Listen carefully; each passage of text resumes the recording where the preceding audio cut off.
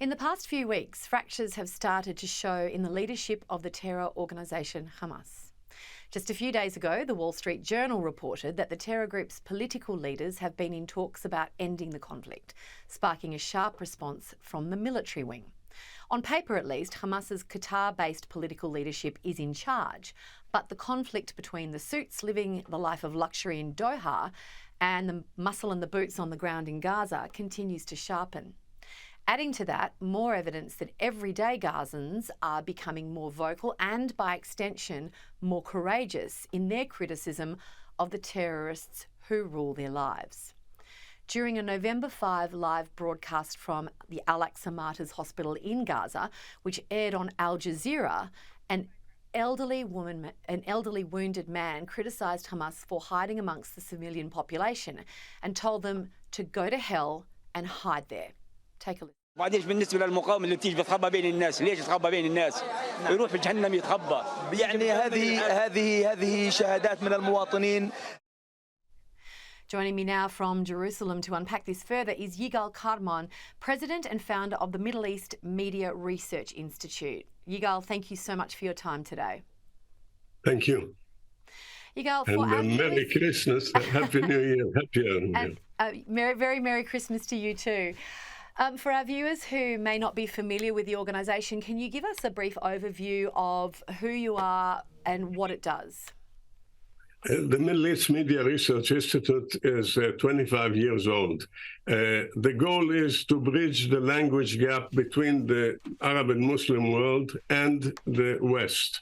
We monitor the Arab media and the Muslim media in Arabic, in Farsi, in Turkish, in Urdu, and the school books, which are most important, and the religious edicts or sermons for wherever the religion plays a role in the life of the individual and the society. And we publish it to make people aware of what they don't know because it's in other languages.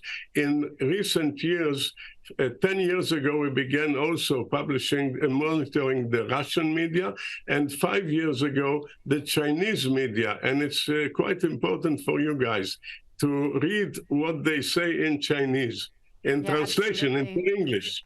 Absolutely. If I can start, Yigal, by asking you, these growing reports of conflict among Hamas, its leadership, and whispers of them wanting to negotiate and out of this situation, what credibility do you give to them, and are they reflecting the sentiment of the media that you're monitoring?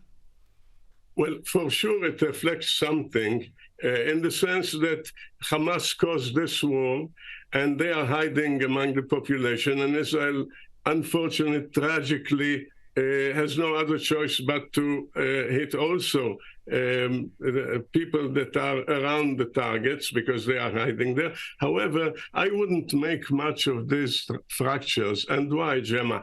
Because we're talking about a mafia and a religious mafia. In the mafia, there are no fractures. There is a bullet in the head.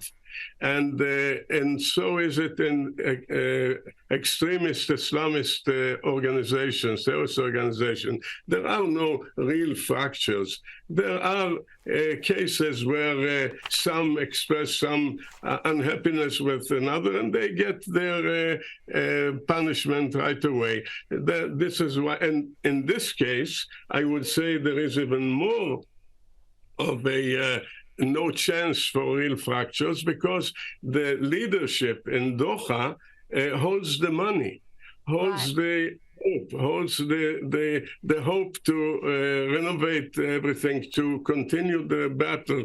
So the people that talk like that, they don't even give their names. They are too afraid. They will be punished with a bullet in their head. This is not something to build on. If I can just ask you, Yigal Carmon, the clip that we just saw from Al Jazeera, the elderly man wounded in hospital and really letting fly on Hamas and what they're doing to the people in Gaza, how much courage, I guess, does that take, first of all? And is that sentiment something that you are seeing growing in the media that you're monitoring out of that area? Yes, definitely. And we published a series, as you saw, this very video is from our institute. That's right. And we published several such things. But they are all with no names. People are talking from their heart. They are so desperate. But it doesn't come to anything. The ones that hold the weapons are the ones that decide, no matter how much the population is suffering. It went so far that one of the leaders said, the tunnels are for us, the fighters. The rest of the population, they are the responsibility of the UN. Imagine an organization that pretends to be fighting for the nation, for the people, and saying, well, the people are the UN responsibility, not ours. We have the tunnels for us. You're talking here about a religious mafia, a deadly combination. Yigal, Carmon, I could speak to you about this all evening. Unfortunately, we have to leave it there. Thank you so much for your time and your expertise tonight. Thank you.